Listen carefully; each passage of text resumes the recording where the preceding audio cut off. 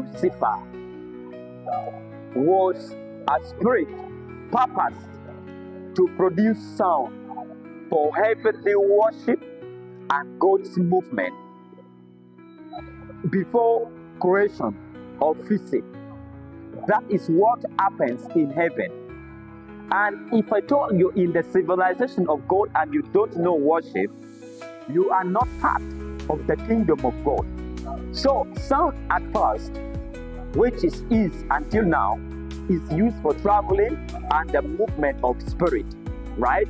Then number 2, spirits uses sound as a gateway to enter a soul.